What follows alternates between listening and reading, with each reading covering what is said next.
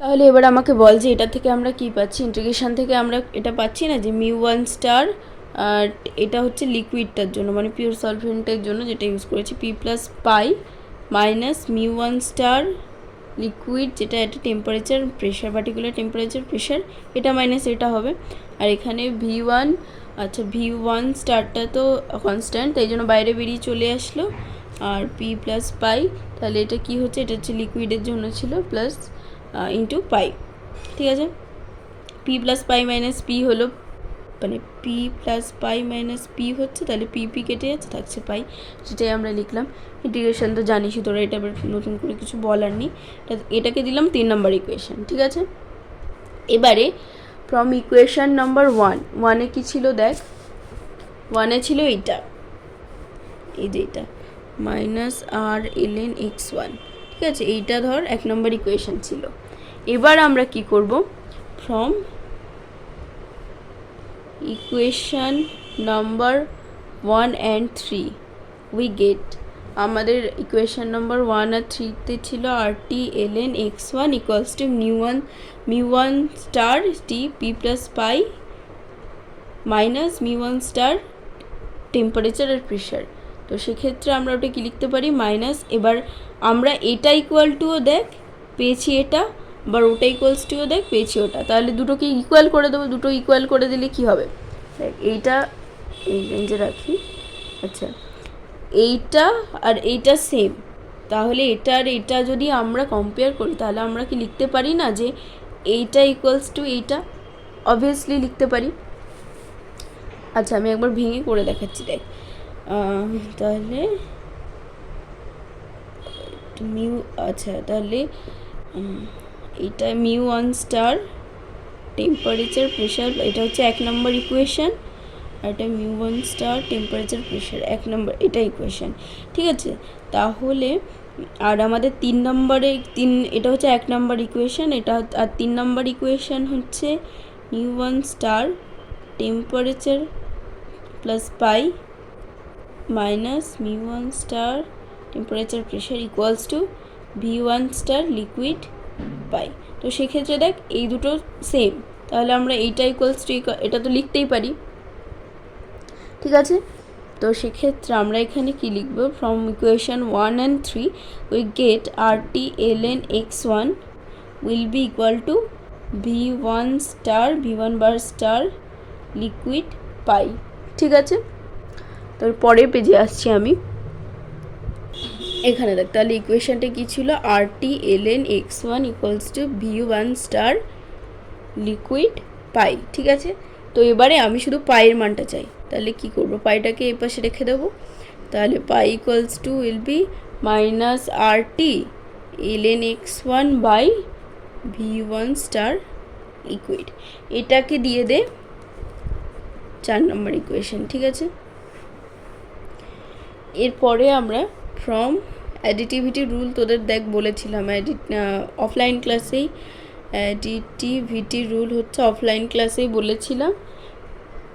তো সেক্ষেত্রে দেখ এই ইকুয়েশনটা তোরাও করেওছিস, গিভস ডুয়েম ইকুয়েশন যখন বোঝাচ্ছিলাম তখন বলেছিলাম total volume of the solution is V equals to n1 v1 solution plus n2 v2 bar solution, দেখ V equals to volume will be equals to n1 v1 solution আর n2 v2 solution, n1 আর n2 কি জানিস, number of components in a solution। তো ওইখানে সেক্ষেত্রে বলেছে যে টোটাল নাম্বার অফ ভলিউম, সেটা আমরা টোটাল নাম্বার অফ ভলিউম বার করছি, তাই জন্য সেটা হবে কি n1 v1, এটা হচ্ছে molar volume for component number 1, molar volume equals to molar volume of component number 2। তো সেক্ষেত্রে n1 v1 plus n2 v2 আমরা করে দিলাম এটা সলিউশনের জন্য। ঠিক আছে, আর এটাকে আমরা দিলাম 5 নম্বর ইকুয়েশন। সো এবার কন্ডিশন লিখ, ফর ডাইলিউট সলিউশনের ক্ষেত্রে তখন কি হবে, V will be approximately equal to n1 v1 bar solution. ঠিক আছে, তো সেক্ষেত্রে আমরা ভি ইকুয়ালস টু লিখতে পারি যে n1 টোটাল ভলিউমটা কী হয়ে যাচ্ছে n1 n1 v1 বার সলিউশনের প্রায় সমান, ঠিক আছে। তো আর v1 star liquid b equals to v1 star, তাহলে এইটাকে দেখ, যদি v1 স্টারের মানটা বার করতে চাই তাহলে v equals to n1 v1 star solution যদি হয় তাহলে v1 এর মানটা আমরা বার করতে চাইছি, এটা এপাশে রাখবো, তাহলে এটা বাই n1 হবে। তো সেক্ষেত্রে সেরকম করছি, v by n1 v1 star equals to, তো ফর ডাইলিউট সলিউশন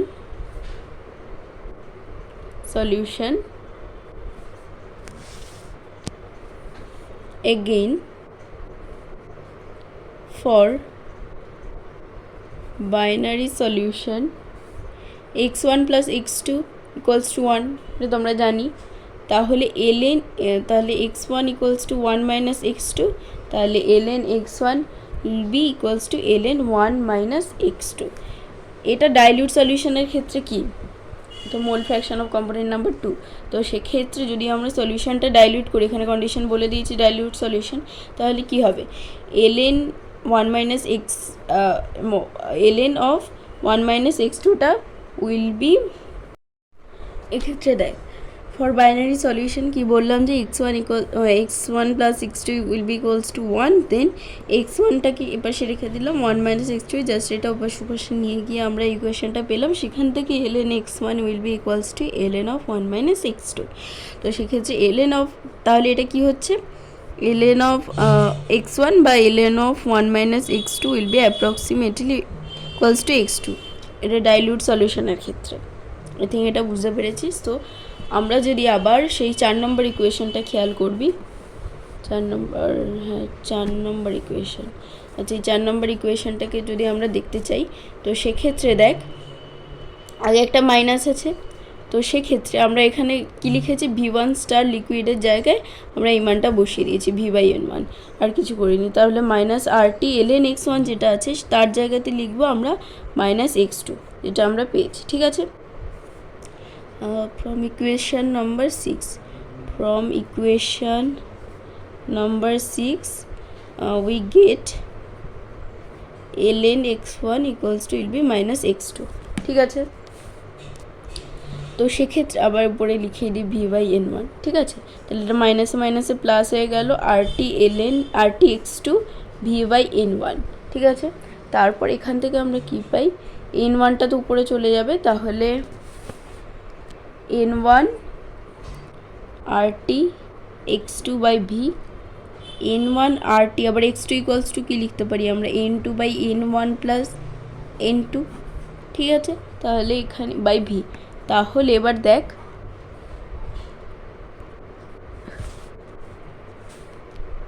ঠিক আছে, তাহলে এখানে লিখতে পারি n1 RT x2 by v, মানে n1টা জাস্ট উপরে চলে গেল, তারপর x2-র জায়গায় আমরা লিখতে পারি এটা basic x2 equals to n2 plus n2 by x1 n1 plus n2।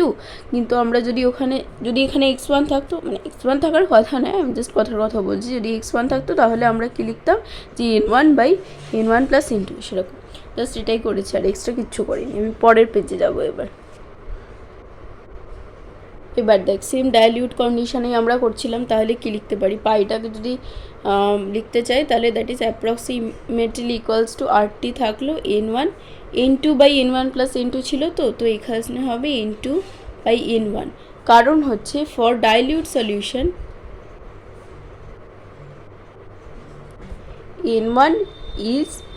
n1 is very very greater than n2, তাহলে n1টাই বেশি প্রাধান্য পাচ্ছে, তাহলে n2টা এখানে নেগলেক্ট হয়ে যাচ্ছে, তাই জন্য n1 প্লাস n2 যে n2টা ছিল সেটাকে আমরা নেগলেক্ট করছি। তো সেক্ষেত্রে বাই কী হবে v, ঠিক আছে। তাহলে n2 by v RT, n1 v1 কেটে যাচ্ছে, ঠিক আছে, ইন্টু RT, ঠিক আছে। তাহলে এখান থেকে আমরা পাই যে n2 বাই v, এটাকে আমরা c দিয়ে ডিনোট করছি, ঠিক আছে।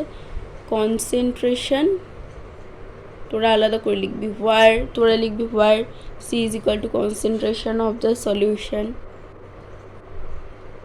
ঠিক আছে।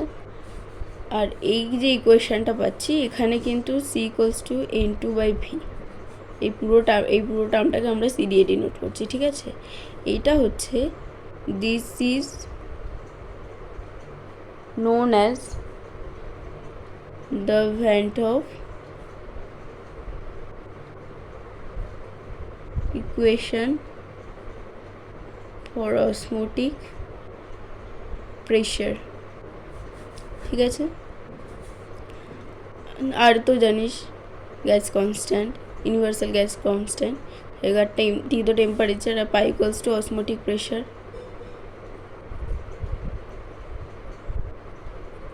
আর তো কিছু বলার নেই, এইটা হচ্ছে ডেরিভেশন অফ পাই।